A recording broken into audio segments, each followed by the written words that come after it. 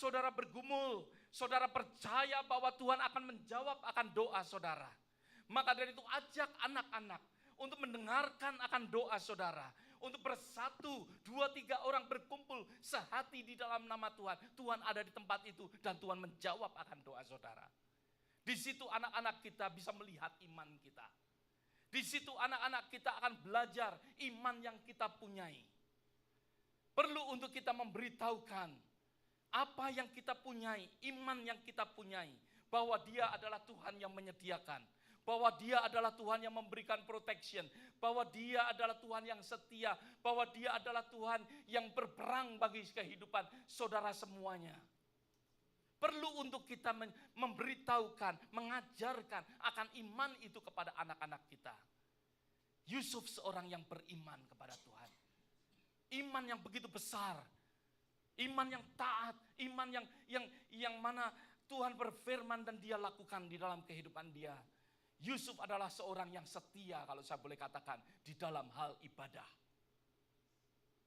Yusuf membawa anaknya, Yesus. Firman Tuhan katakan, dibawa untuk disunatkan. Sunat di dalam setiap kehidupan kita, di dalam kehidupan kita saat ini. Sunat adalah artinya sesuatu pemotongan akan kehidupan lama dan kehidupan yang baru. Di dalam kehidupan kita sebagai Bapa, kita perlu untuk melihat akan anak-anak kita. Yang tadi saya katakan untuk mewarisi akan kehidupan yang kekal. Di mana mereka meninggalkan akan kehidupan yang lama. Dan menerima sesuatu kehidupan yang baru di dalam keselamatan. Saudara dan saya tidak mengalami sunat secara jasmania. Sunat kita yang kita terima yaitu sunat di dalam Yesus Kristus yang menyelamatkan saudara dan saya. Ada amin saudara. Perlu di dalam kehidupan kita iman yang kita punyai di dalam Yesus Kristus. Untuk kita turunkan, make sure kepada anak-anak kita. Anak-anak kita pastikan bahwa mereka ada di dalam keselamatan yang Tuhan sediakan. Tuhan mau di dalam kehidupan saudara dan saya menjadi Bapa yang baik. Seperti Yusuf menyunatkan akan Yesus. Seperti Yusuf di dalam perayaan, di dalam firman Tuhan, di dalam kitab Lukas pasal yang kedua. Remember firman Tuhan beberapa saat yang lalu yang saya ceritakan. Bagaimana Yusuf dan Maria kehilangan Yesus. Di dalam perjalanan pulang dari Yerusalem. Anaknya tertinggal. Yesus tertinggal di Yerusalem. Di situ saya tidak menceritakan lebih panjang. Di situ kita bisa melihat bahwa Yusuf dikatakan dia selalu beribadah, membawa seluruh keluarganya seperti Joshua, as for me and my house, I will serve the Lord. Kita bisa melihat suatu quality yang dipunyai oleh Yusuf. Dia membawa akan keluarganya untuk beribadah. Yusuf adalah seorang yang setia di dalam hal ibadah. Bapak, please. Bawa anak-anak kita untuk beribadah kepada Tuhan. Bawa seluruh keluarga kita untuk beribadah kepada Tuhan. Ajar untuk mereka faithful. Bahkan jangan sampai kita sendiri. Anak-anak pergi, saya tidur di rumah.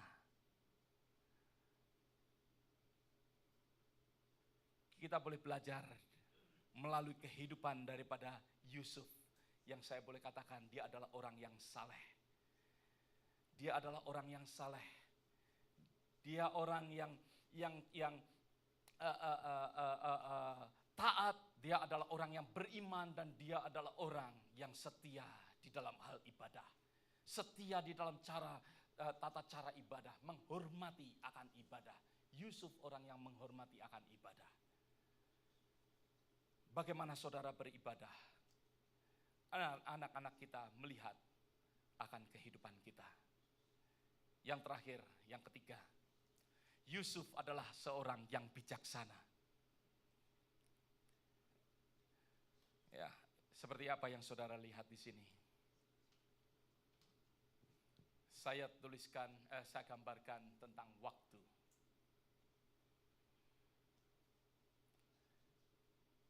Setelah firman Tuhan katakan cerita bagaimana Yusuf meninggalkan akan Yesus di Yerusalem. Habis itu kita nggak mendengar akan cerita daripada Yusuf. Pada saat Yesus disalibkan, yang kita dengarkan siapa? Yohanes dengan ibu Yesus, yaitu Maria. Di mana Yusuf? Yusuf tidak ada lagi. Kalau saya boleh katakan, Yusuf mempunyai umur yang pendek. Maka dari itu tidak banyak cerita daripada Yusuf. Yusuf mempunyai waktu yang pendek. Firman Tuhan katakan, mari kita sama-sama dilihat di dalam kitab Efesus.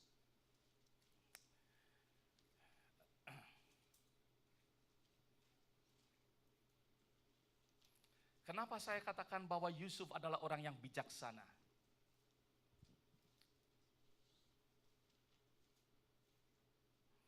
Ayat yang ke-15, pasal yang ke-5. Efesus pasal yang ke-5 ayat yang ke-15.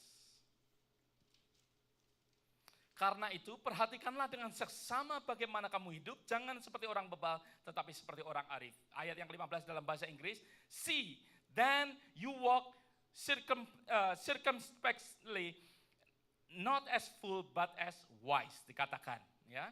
Dikatakan tidak seperti unwise tetapi sebagai orang yang bijaksana, ya.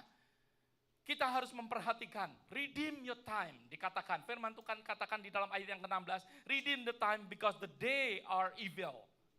Saya percaya, kalau saya melihat akan keturunan daripada Yusuf, Yusuf mempunyai sesuatu keturunan yaitu Yesus sendiri. Saya percaya, kenapa Yesus hidup selama 30 tahun? Dia hidup belajar daripada Yusuf. Belajar untuk taat. Kenapa menjadi seorang, ini ilustrasi saya, gambaran daripada saya.